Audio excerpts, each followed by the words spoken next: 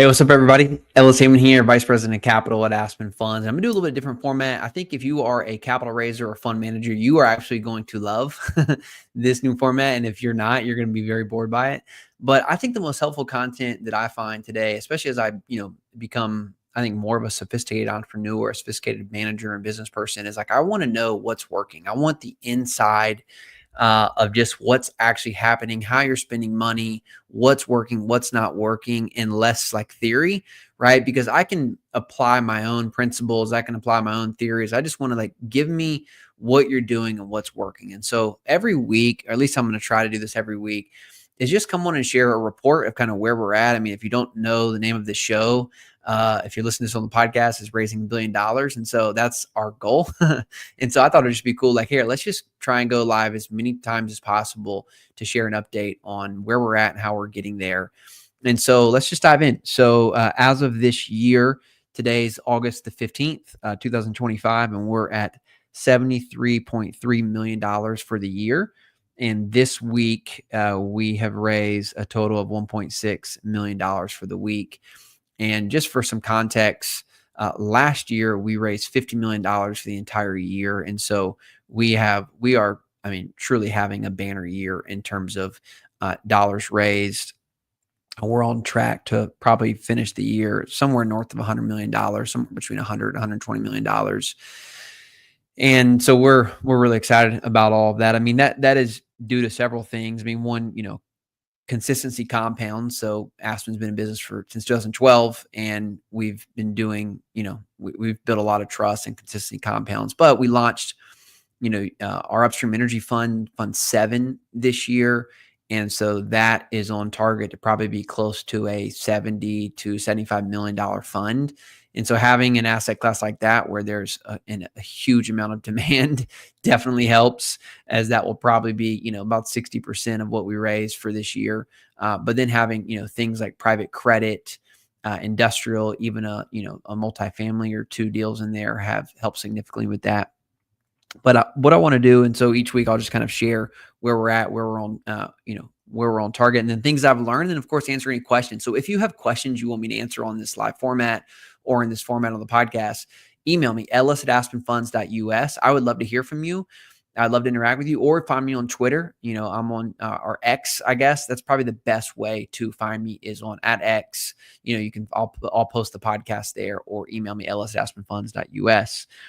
And so there's, 2 things I want to share. One thing I'm really proud of, and I'm proud of our team of, and 2 is something I've learned, is we closed a multifamily deal in July. End of July, we closed, and we wrapping up the final raise for this deal. And if you're in multifamily right now, like it is hard as crap to raise money for. And I am so appreciative of our team, the hard work that we showed. So we thought that we would probably only have to raise, the total raise on this deal was right at $11 million. We thought we had a few partners that were going to be able to contribute to this raise. And so we thought we would probably need to bring in about $3 million. Well, in the end, we had to bring, so far we're at 5.4 million with another million committed. So just about $6.5 million.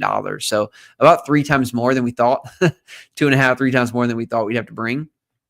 And, I think this is really significant, because when you're in an environment when it's really hard to raise money, but the deals are really good, that's when you should be buying, number one. Like right now, I think if you can, there are a lot of great opportunities in the multifamily space to be buying. The problem is it's really hard to raise money, because a lot of people are or have already lost a lot of money in multifamily. And so the wound is still very fresh, right? And so I knew that going into this deal, of like, hey, this is going to be really, really difficult to raise for. And this is why I thought our capacity was where it was. But things happen, right? And you have to step up. And it took a whole heck of a lot more to go raise this money. And so I just share a couple of things that we did. I mean, clearly we did the main launch, where we had we promoted it early. We drove people to a webinar. On the webinar, we had a call to action, which is always, make a soft commitment and view the data room. In fact, if you don't know our process, we start promoting early. We share it with our investor club, some of the details. We push everyone to a webinar. After the webinar, we push everyone to a soft commitment, and we let them view our data room so they can view. So it's very, very simple. There's only one thing always to do. First thing is you learn about it. Second thing, you go to a webinar. Third thing is you make a soft commitment. fourth thing is you sign your subscription documents, right? So there's always the next step in the process. And so from that initial, push, we had about our $1.5 to $2 million of commitments. And so we felt pretty good. But then we figured out how to go. We had to go raise another 4. It's like, okay, what do you do there? And this is where, you just have to continue to lean in. And so we took all of those webinar registrations. I think there were 250 people, and we called on all of them, right? And so we had conversations with every single one of those people. What were their hurdles? What were their objections? And, so that was a way we kind of leaned into that list. Continuing to send updates. I think the thing that really, I wouldn't say built us out, but helped us tremendously is that when we contracted this deal, we were not sure if 100% bonus depreciation was going to come back into play. Well, of course, while we were under contract, guess what happened? Trump gave us a great gift. And so being able to tell the story from different angles throughout the process is so significant, and understanding what's important to your investors. And so in the beginning, we were really just talking about a growth play, right? This is a good multifamily deal at a great basis, and believe there has great opportunity to grow your investment dollars. Well, there's other angles of the same deal though. Now we can start talking about the tax advantages. And so that's a different type of investor, in my opinion, of someone who's looking for tax advantages. In fact, we had someone come in even this week, and he's writing $1 million check because he's looking to offset capital gains, right? And so that is a different type of investor. And so we found ways to talk about the same deal in multiple ways. And so that is something I think all of us can apply. Like, how do we, especially if you have like an evergreen fund, or you're well into your investment and you're like, man, things are kind of stalling. Well, figure out like different investors or different angles, because everyone's looking, even if it's the same investor, they have different dollars that need to do different things. And so what is the problem you can solve? Maybe it's for a different investor, but think about it this way.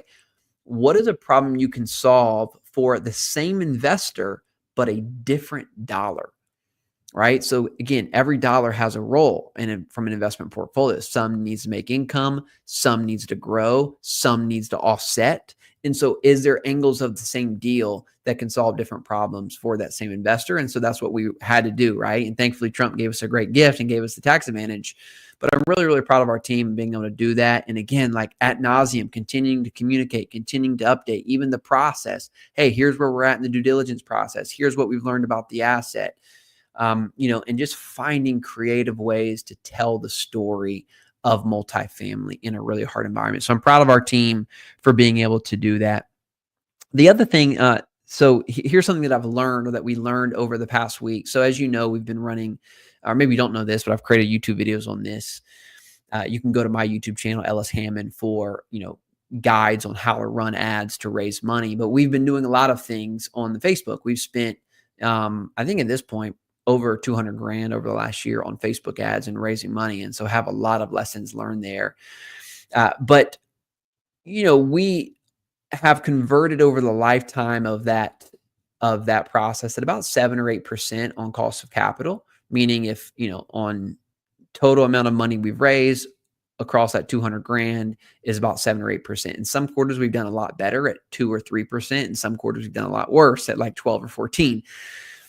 And so that's kind of blended. But, what I've been working on is just how do we, one, shorten the life cycle of that lead, so that lead comes in, and then it may take them 5, 6, 7 months to build enough trust with us to want to invest with us, right? Super cool lead, never heard of us.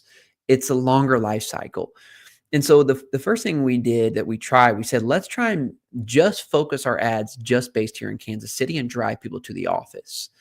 And I thought that would be a really good way, because I know face-to-face shortens the life cycle of that decision-making process. But it was really, really difficult to get people in office. In fact, I think, we spent several thousands of dollars and only got like 3. We so far only gotten 3 in-person office visits. And trying to get someone to come in and take an office meeting, I think in this day and age is very, very difficult. Or at least we couldn't crack it, right? And so I said, okay, how do we leverage this in-person component? And so what we did is, instead of trying to push them to an office visit, we did a happy hour, and we themed the happy hour accredited investor happy hour. So we didn't make it about Aspen. We just said, hey, come and network with other accredited investors. We're going to spotlight a deal.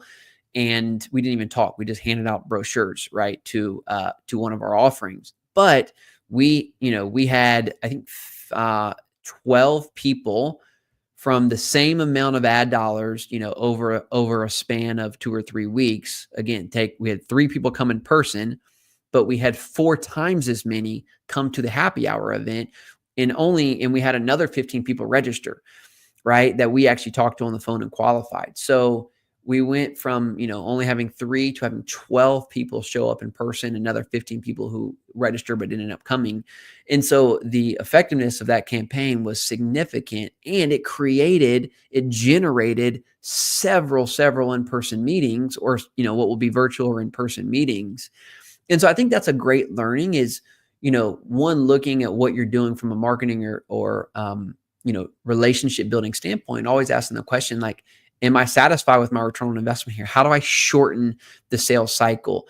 And again, for us, our process is very simple. We know that most people are not going to invest. In fact, I think almost every person, every investor at some point before they invest is going to have a phone call with us, right? We've identified that. So we know that a part of our sales cycle, someone always has to get on the phone, right? Like, that's part of the trust building process.